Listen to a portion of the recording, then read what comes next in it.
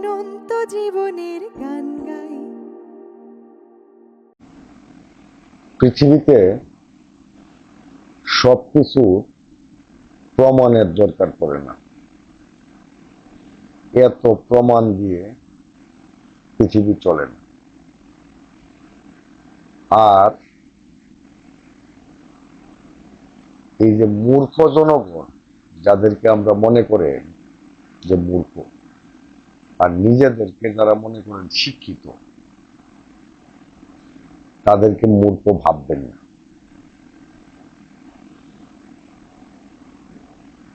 তত্ত্ব লুকিয়ে ফেললেই এবং যুক্তিতর্ক দিয়ে বয়ান উৎপাদন করলেই জনগণের স্মৃতি থেকে কোনো কিছু মুছে যায় না। এই দেশের ইতিহাসে এই বিষয়টা বারবার প্রমাণ হয়েছে। আচ্ছা, ধরেন 2018 সালে যে নির্বাচন হয়েছিল, সেই নির্বাচনে রাতের অন্ধকারে ব্যালট বাক্স ভরে দেওয়া হয়েছিল নির্দিষ্ট দলের একটি মার্কায়, এবং এর প্রমাণ রাখা হয়নি। না প্রমাণ রাখা হয়েছে নির্বাচন কমিশন অফিসে, না প্রমাণ রাখা হয়েছে কোন দপ্তরে। এখন এই যে প্রমাণ রাখা হয় নাই, তাহলে কি এটা মিথ্যা? রাতে ভোট হয় নাই? হয়েছে। জনগণ তার স্মৃতিতে সেটা সংরক্ষণ করেছে। যদি কেউ মনে করেন যে জনগণ গুন্ডা, জনগণের স্মৃতি নেই, সেটা ভুল। তারপরে আসেন, এই যে বৈষম্য বিরোধী আন্দোলন হইল, প্রথমে সেটা ছিল কোটা সংস্কার আন্দোলন। কোটা সংস্কার আন্দোলনটাকে আস্তে আস্তে তারা নাম দিল বৈষম্য বিরোধী আন্দোলন। তো ধরেন যে শেখ হাসিনা বা শেখ হাসিনার পুলিশ বা সরকারের পুলিশ কাউকেই মারেনি, ছাত্রলীগও কাউকে মারেনি, আহত করেনি, যুবলীগও সেখানে অংশগ্রহণ করেনি। কিন্তু একটা জিনিস তো সত্য, মানুষগুলি মরেছে, গুলিবিদ্ধ হয়েছে, এবং মায়ের কুলে শিশুও রক্ষা পায়নি, যেখানে নিরাপদ আছে। এমন কি ঘরে গুলিবিদ্ধ হয়েছে মানুষ। আচ্ছা, এই যে ঘরে গুলিবিদ্ধ হয়েছে, আমরা তো মুসলমান। যখন আমাদের নবী হযরত মুহাম্মদ সাল্লাল্লাহু আলাইহি ওয়াসাল্লাম মক্কা বিজয় করেছিলেন, তিনি ঘোষণা দিয়েছিলেন যে ঘরে যারা অবস্থান করবে তারা নিরাপদ, প্রতিরোধ যারা না করবে। নিরাপত্তা কি দিতে পেরেছিলেন আপনারা? এই সরকার, তৎকালীন সরকার কি তখন এই শিশুদেরকে, মানুষগুলিকে নিরাপত্তা দিতে পেরেছিলেন? পারেন নাই। কি করেছেন? এইগুলির দায় দায়িত্ব আপনারা নিবেন না। আপনারা বলবেন কি মেটিকুলাস ডিজাইন। আচ্ছা, ওই মেটিকুলাস ডিজাইন তো হবেই। পৃথিবীতে এমন একটা আন্দোলন দেখান যে আন্দোলনটা মেটিকুলাস ডিজাইনের মাধ্যমে হয়নি। যারা আন্দোলন করে তাদের তো একটা পরিকল্পনা থাকে, এবং সেই পরিকল্পনার ভিতর দিয়েই তো তারা অগ্রসর হবে। এটাই তো সত্য কথা, এটাই বাস্তবতা। 1971 সালে যে যুদ্ধ হয়েছিল, এই যুদ্ধে যে এই যে ভারত এসে দেশ থেকে স্বাধীন করে দিবে, অর্থাৎ পাকিস্তান বাহিনীকে আত্মসমর্পণ করাবে, এটাও তো একটা মেটিকুলার ডিজাইন ছিল। কিন্তু সেই ডিজাইনটা আমাদের পক্ষে ছিল, জনগণের পক্ষে ছিল। আমরা চাইছিলাম যে আলাদা রাষ্ট্র হওয়ার জন্য। তাহলে এই আন্দোলনকারীরা যদি তারা একটা মেটিকুলাস ডিজাইন তৈরি করিয়া আন্দোলনকে চাঙ্গা করে থাকে, ভুল কি? এর মধ্যে তো কোনো ভুল নাই। এখন বলেন যে না আমেরিকা আমেরিকা এসে আপনাদেরকে মানে এই আন্দোলন ডিজাইনটা তৈরি করে দিচ্ছে। এটা কি সম্ভব যে এই দেশের যে সাধারণ মানুষকে বা ঘরের একজন নারীকে রাস্তায় বের করে আন্দোলনে শরিক করানো, এটা আমেরিকার পক্ষে সম্ভব? সে আমেরিকা থেকে আইসা কিভাবে তারা এই যোগাযোগটা করলো? এগুলি ব্যাখ্যা দেন। এই যে লোকগুলি মারা গেল,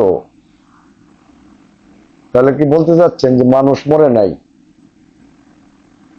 তিনি ব্যাখ্যা দেন। তাহলে কারা মারছে? আন্দোলনকারীরা নিজেরা নিজেদেরকে মারছে, এটা বলতে চান?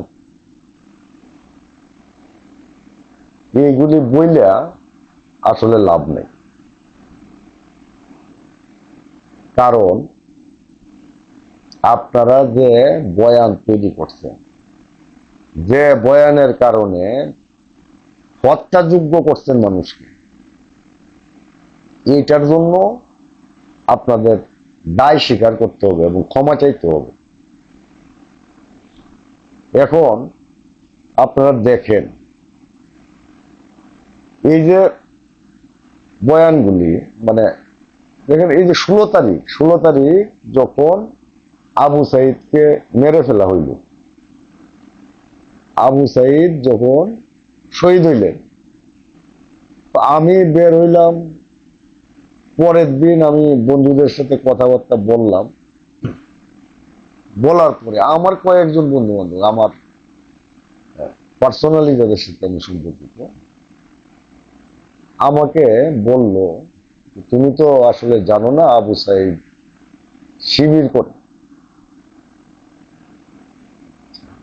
তারা এই কারণেই বলেছে যে আমি বাম ধারার রাজনীতির সাথে জড়িত এবং জড়িত ছিলাম, সেই সাথে আমি কিছু আধ্যাত্মিক চিন্তা চেতনার মাধ্যমে একটা সুফি ঘরানাকে আমি আমার চৈতন্যে লালন করি। আমি জামাতে ইসলাম বা জামাত শিবিরের সাথে আমার সম্পর্ক নাই, এটা সবাই জানে। তো জানার পরেই তারা আমাকে হয়তো এই তথ্যটা দিয়েছে যে আবু সাইদ শিবির করে। আচ্ছা, তাহলে আবু সাইদ শিবির করে, এটা শিবির করলে কি তাকে মেরে ফেলাটা জায়েজ? খুন করে ফেলাটা জায়েজ হয়ে না? এটা হইল?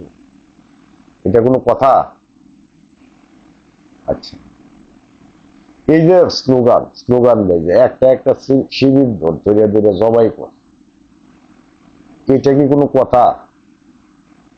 এই বয়ান এগুলি কি মানুষকে হত্যাযোগ্য করে তোলার বিষয়গুলি? এগুলি কোনো মানে উগ্রবাদী আচরণ ছাড়া এগুলি আর কি? এখন যারা বলে যে একটা একটা আওয়ামী লীগ ধরে ধরে জবাই কর, এটাও তো একই ধরনের কথা। এগুলি বলবেন না, মানুষকে হত্যাযোগ্য করবেন না। বিচার হবে, বিচার হইতে হবে, বিচার হইতে পারে। যাই হোক, এই যে বৈষম্য বিরোধী আন্দোলন, এই আন্দোলনটার মধ্যেই মানুষের প্রেম। কোন কথার উপর প্রেম? বৈষম্য বিরোধী আন্দোলন, এই কথাটাই হচ্ছে এই আন্দোলনের মূল স্পিরিট। বৈষম্য বিরোধিতা কি? এই যে বৈষম্য সৃষ্টি করলেন শাসক শ্রেণী, আপনারা শাসক শ্রেণী, লুটেরা শ্রেণী মানুষের মধ্যে যে বৈষম্য করছেন, এগুলি মানুষ মানে না, এগুলি মানুষ ঘৃণা করে। ফলে এই কথার উপর ভিত্তি করে সাধারণ মানুষ আন্দোলনে অংশগ্রহণ করছে। এই জন্য মানুষ টাকা পায়নি। আপনি বৈষম্য দেখাবেন, বৈষম্য আবিষ্কার করবেন, কত জায়গায় আবিষ্কার করবেন? কোন জায়গাটার মধ্যে বৈষম্য নাই আপনি বলেন? সব জায়গার মধ্যে বৈষম্য ছিল। এখন বলতে পারেন যে এই যে হাসিনারে আপনাকে তাড়াইলেন, জনগণ তাড়াইলো, এই জন্য কি বৈষম্য কমে গেছে? বিষয়টা এরকম না। কম না, যদি বেড়েও থাকে, যদি যদি এরকম হয়ে থাকে যে শেখ হাসিনার সরকারকে পলায়ন করতে বাধ্য করার পরে বৈষম্য যদি বেড়েও থাকে, দেশে যদি আইন শৃঙ্খলা পরিস্থিতি অবনতি হয়েও থাকে, এবং দেশের পরিস্থিতি যদি আরো খারাপ পরিস্থিতিতে গিয়ে থাকে, তাহলে যারা নিয়েছে তারা ভবিষ্যতে দায়ী হবে, তারা বিচারের আওতায় আসবে। তাই বললাম শেখ হাসিনার সরকার বৈধতা পাবে না, এই জিনিসটা মাথায় রাখেন। কারণ একজন চোরকে ধরার পরে যদি সেই চোর বলে অমুক গ্রামের তমুক কত চোর, তারে ধরেন, ধরে পরে আমার বিচার করেন, এটা কি হবে? হবে না। কারণ সেই চোর যখন ধরা পড়বে, সেই চোরেরও বিচার হবে। আপনি এখন ধরা পড়ছেন, আপনার বিচার এখন হবে। আমি আজকে যে বিষয়টা বলতে চাই সেটা হচ্ছে, আপনারা হতাশ হবেন। এই জন্যই হতাশ হবেন যে যারা শেখ হাসিনার সরকার বা বিগত আওয়ামী লীগ সরকারের বৈধতা দেওয়ার চেষ্টা করছেন বা তাদেরকে লালন করছেন, কিংবা উন্নয়নের নামে এই দেশের জনগণের আকাঙ্ক্ষাকে অস্বীকার করছেন, গণহত্যাকে অস্বীকার করছেন, বিচারকে বাধাগ্রস্ত করছেন, তারা সঠিক পথে অগ্রসর হচ্ছেন। এখনো সময় আছে। আসলে এইভাবে ভাববেন না। আপনিও জনগণ, আমিও জনগণ, আমরা সবাই জনগণ। তাহলে যে অন্যায় করবে তার বিচার হবে, সে যেই হোক, সে আওয়ামী লীগ সরকারেরই হোক বা আমি হইলে আমারও বিচার হবে। কারণ মানবতা বিরোধী অপরাধ যদি আমি করি, তাহলে এটা বিচার হওয়াই উচিত। এই বিচার নিষ্পত্তি করেন, নিষ্পত্তি করে আপনারা শুদ্ধ হয়ে যান। একটা বিচার হয়ে গেলে